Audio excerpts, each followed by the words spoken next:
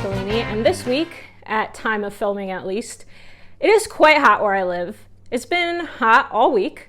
If you know me, you know that I prefer that to the cold. Summer is my favorite season, and something that I do in the summer, every summer, is that I go to the beach. So I thought we should all go to the beach today with Santa Monica. So this one is from AEG for 2 to 4 players. You are trying to build the most appealing neighborhood in Southern California. So you'll have activities by the ocean, activities on the land, boardwalk, pier area. And you're going to be trying to place people into different activities. And you'll have some other scoring conditions along the way. If you score the most points, you win the game. So let's go to the table and we'll see how to play. Here is the setup for Santa Monica. So everyone's going to start with this starting tile, and you'll see 2 things on it.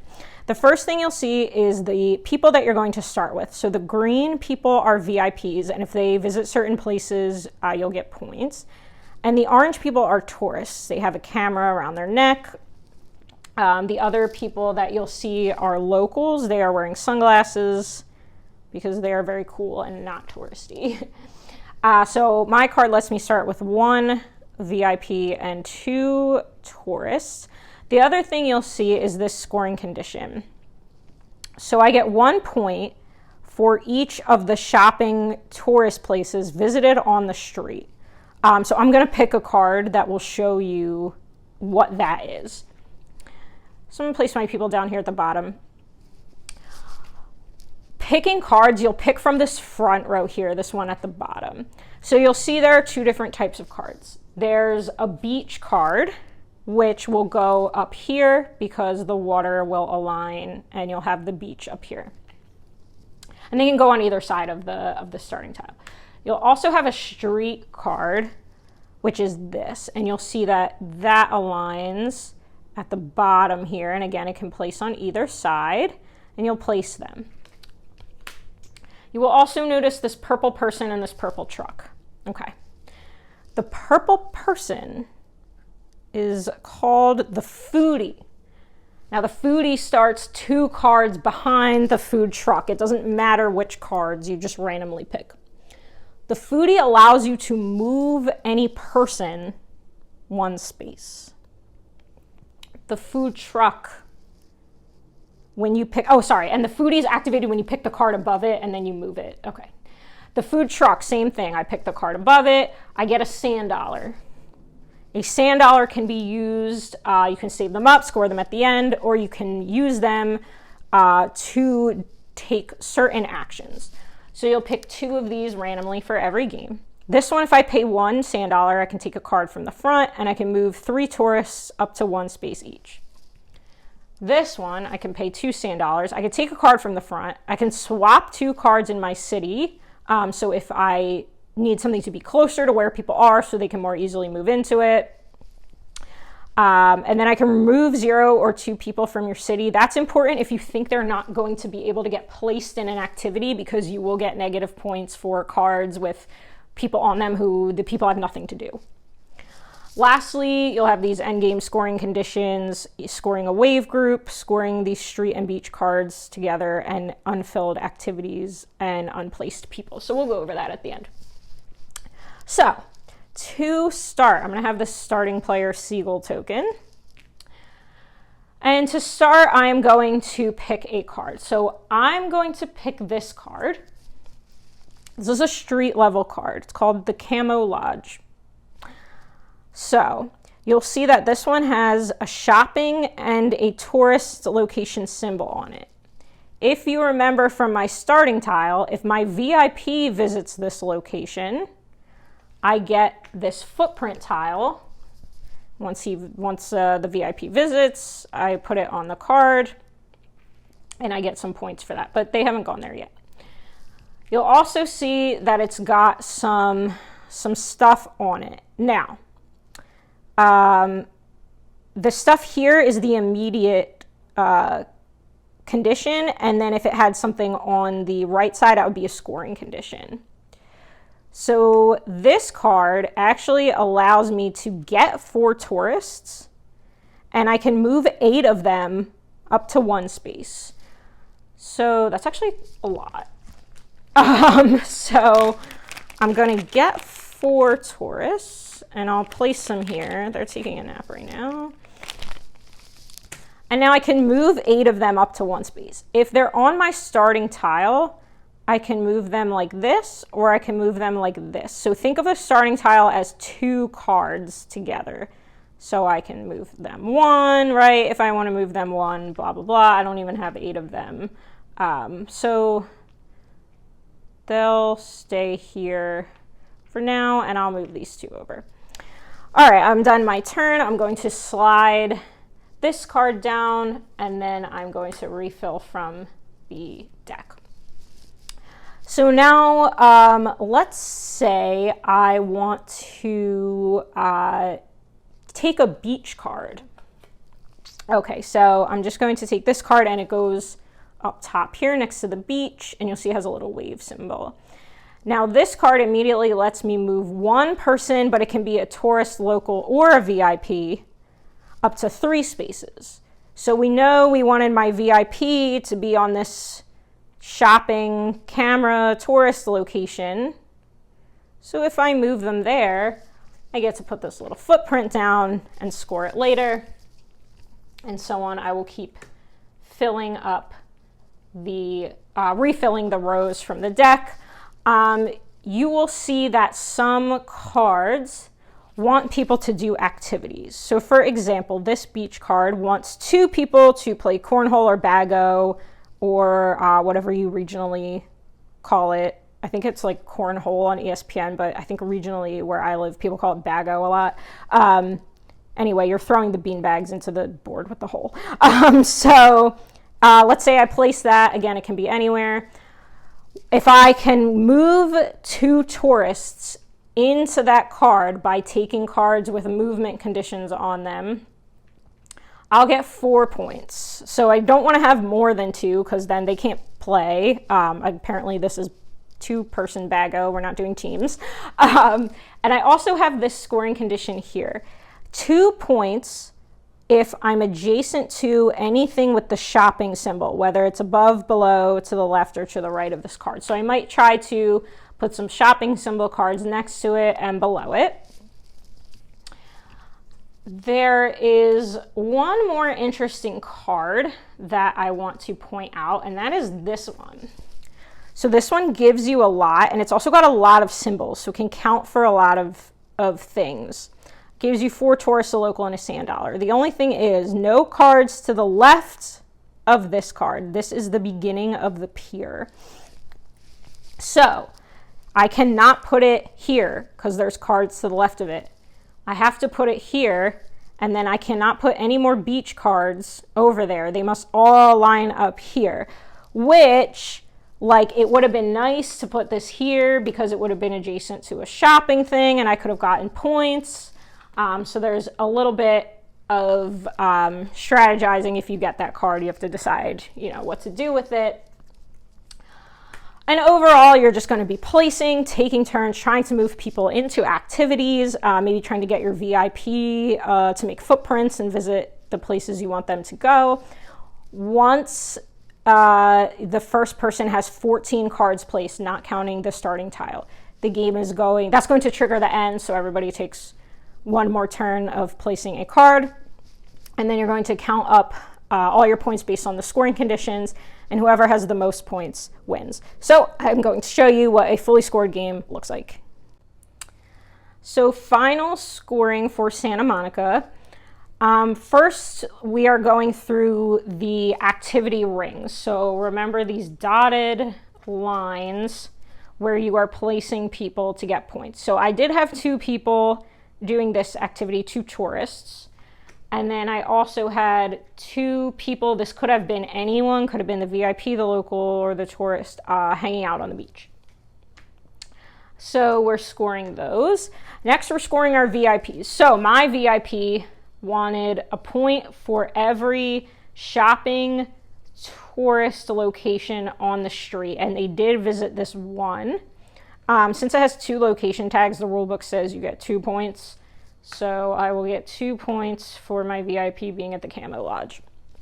Then we're going to score the beach. So a lot of scoring the beach and the street is scoring like adjacencies or chains of cards, which I will explain. So for example, this one, 2 points for each adjacent shopping place. So that includes above or below. So there was actually a shopping place below this card. And then this one, it would have been -4 if there were any people next to it, because this is a shark in the water. Moving down to the street, same thing. So some of these are chains. So for example, a chain of at least 3 tourist spots gives you 4 points, counting this one.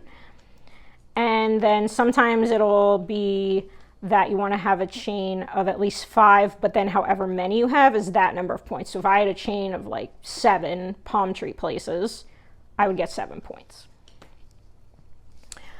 And then we'll go to the scoring conditions here. So some of these cards have waves on them, and I'm going to score for the number of waves in a group.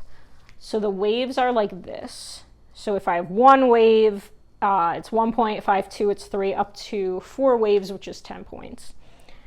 The second condition, 1 point per set street and beach cards. So what that means is I have a street card with a beach card above it, including my starting tile. So I want an unbroken chain of that. So not this one, because there's no beach card above it, but I do have 1, 2, 3, 4, 5, and there's one over here, 6 sets of street and beach together on top of each other. And then finally, 1 point for each filled activity ring. So I had 2 filled activity rings. So for example, this one is empty. This one is also empty, but even if I had 1 person in it, it takes 2. So that's also empty.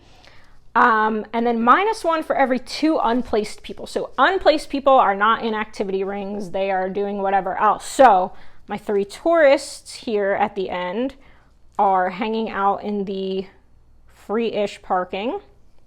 So that's not an activity. My VIP is still at the Camo Lodge, loving that place.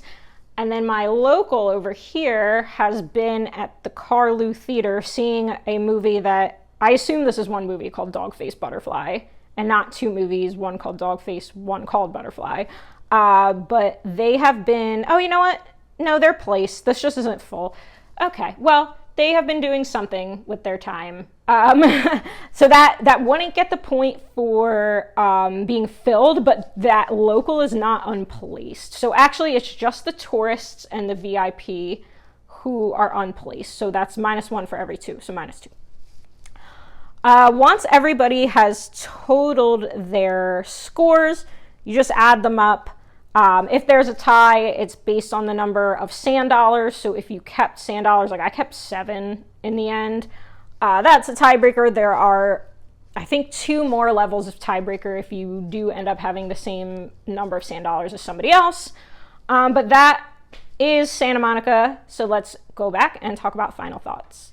So before I give final thoughts, I forgot to mention that once the game ends, you can take this final movement where you move the VIPs and the tourists 1 space and you move the locals 3. So you can do this final movement if you need to place people, help your scoring in the end. That's like the end game final thing. Overall, I really like this theme. And I like the art on it. I like the idea of like the tourists and the locals and the different types of places you can visit, the beach and the street level. The places on the street have super clever names. There's an arcade called Joan of Arcade. Some of them are like punny. Not the iconography, but like the end game scoring conditions like on the card sometimes are confusing, and they have them all in the rule book, but I feel like every time I play I have to look in the rule book to see like, oh, what does a 5 palm tree times sandcastle circled mean? And I think once you play a few times, you kind of get it more, but just that extra step of like, what does this all mean? Let me look it up real quick. I also think it's hard to move people. And I think that's part of the point, is like filling the activities and getting people placed gets you points. So you don't want it to be super easy. But there are not a lot of cards that let you move people. And then you're getting more people with some of the cards. So you're trying to place people, and then more people are coming to the town, and you're like, where do these people go? And I know that fits the theme, like, oh, all these tourists are coming in. We need stuff for them to do. They need to be able to get there. So I'm not saying it's like, oh, it's so horrible. It's just really hard. And it's very hard not to end up with unplaced people. And sometimes there's different like negative scoring conditions for having unplaced people. So that one I showed you was like -1 for every 2 unplaced people. Some are like the amount of cards with unplaced people, I think. So it's just something to bear in mind, that they're kind of hard to move unless you pay a lot of sand dollars to be able to move people when you don't have cards that let you do so. I do like it though, because I like that sort of like, how do I get people here? What types of people, like if they're a tourist, you know, oh, only tourists can play cornhole. Okay, well, what is a local person going to do? Oh, they can go to the movie theater. How do I get them there? How do I get my VIP to the places that they want to go? Which are usually more specific, so it's more difficult, but they're VIP. So they want to go to special places, right? So I appreciate all that integration. But I think overall, it was a little underwhelming. I think because of the difficulty of the movement, and then a lot of icons, and like the scoring pad just has symbols, and I had to look online to find a forum where somebody said like, here's what all the scoring symbols mean on the score pad, because there wasn't anything in the rule book about it. So just all that stuff that kind of is frustrating when you're trying to learn a game, I think like brought it down a little bit for me. But I don't think that it's not worth playing. I think it's fun. It just takes a lot of ramping up. And if you don't play for a while, you have to ramp up again with what everything means.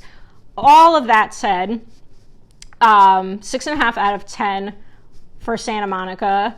I definitely think there are people who will love this. And if you like that sort of placement, like almost like worker placement, but they're not doing anything once they get there. If you like that sort of strategic moving people around, definitely try this out. So Santa Monica, I'm Liz Boccolini. Thank you so much for watching. See you soon.